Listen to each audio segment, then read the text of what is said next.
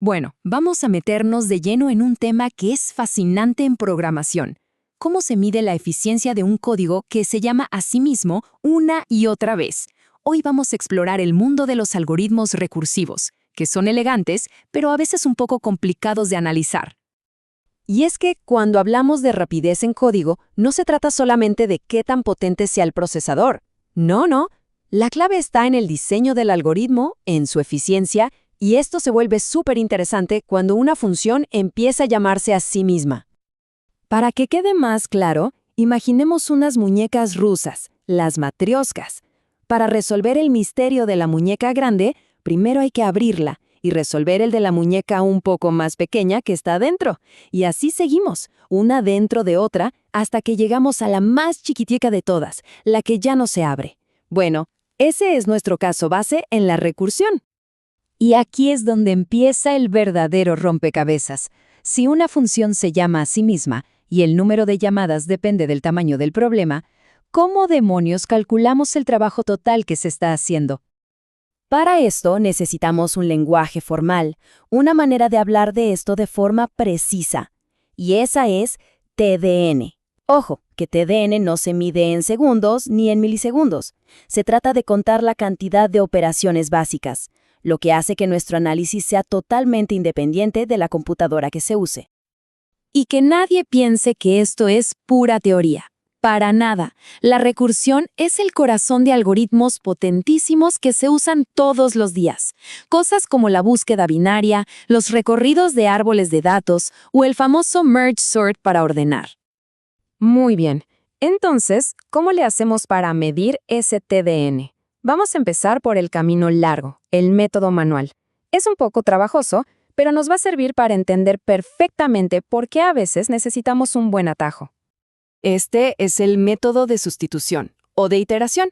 Pensemos que es la forma difícil. Es un proceso muy metódico donde vamos como desdoblando la recursión paso a paso para contar cada una de las operaciones. A ver, veámoslo con un ejemplo concreto para que se entienda. Imaginemos un algoritmo donde cada llamada genera otras 2 llamadas, pero con un problema un poquito más pequeño. Y además hace una unidad extra de trabajo. Lo que hacemos es reemplazar TDN-1 con su propia definición. Y miren, ya se empieza a ver cómo la expresión se va haciendo, más y más compleja. Va de nuevo. Hacemos la sustitución otra vez. Parece que empieza a surgir un patrón con potencias de 2, ¿no? Pero honestamente, este proceso de expandir y simplificar es muy tedioso y es súper fácil equivocarse. Entonces, el punto crucial aquí es que hacer todo esto a mano para cada algoritmo es una locura. No es práctico para nada. Tiene que existir una forma más sencilla, ¿cierto? Una solución, no sé, más elegante. Y por supuesto que la hay. Para un tipo muy común de algoritmos recursivos, los de divide y vencerás, tenemos una herramienta increíble, casi como una fórmula mágica, el teorema maestro. Esta fórmula es básicamente la receta de estos algoritmos. Describe un proceso que toma un problema de tamaño n, lo rompe en a subproblemas más pequeños y f de n es el trabajo que cuesta hacer esa división y luego volver a juntar las soluciones.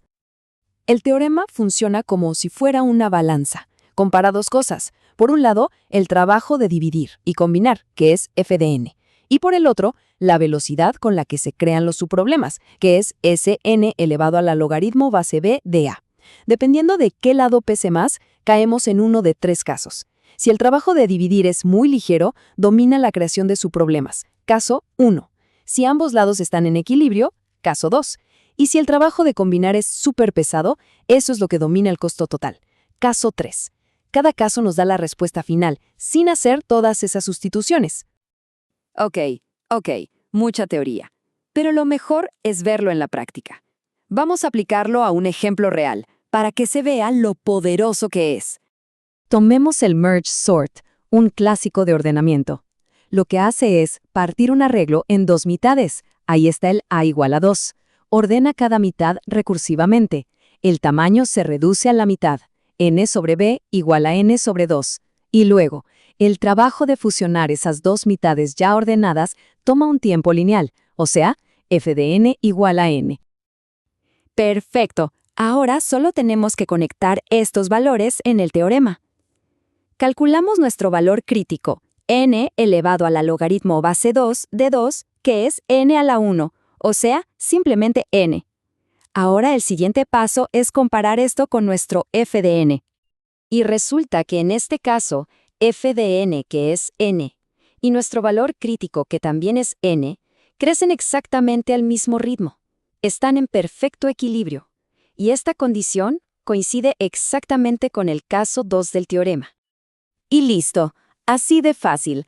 Con una simple comparación, ya tenemos la respuesta, sin tener que hacer sumatorias raras ni sustituciones tediosas. El teorema maestro nos dio la complejidad del merge sort directamente. Una maravilla. Entonces, ¿cuál es la gran conclusión de todo esto? Pues que va mucho más allá de aprenderse a una fórmula. La verdadera lección es que analizar un algoritmo es como entender su estrategia, su forma de pensar. Herramientas como el teorema maestro son como unos lentes especiales que nos dejan ver cómo la manera en que un algoritmo descompone un problema impacta directamente en su rendimiento. Y es importante recordar algo. La eficiencia tiene por lo menos dos caras importantes. Una es el tiempo, de la que ya hablamos bastante, pero la otra es el espacio. O sea, ¿cuánta memoria necesita nuestro algoritmo para funcionar? Y esto nos deja con una última reflexión. Muy a menudo, en el diseño de software hay que hacer concesiones.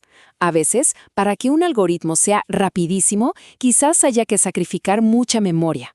O al revés, entender ese equilibrio, ese trade-off, es una de las claves para desarrollar software de calidad.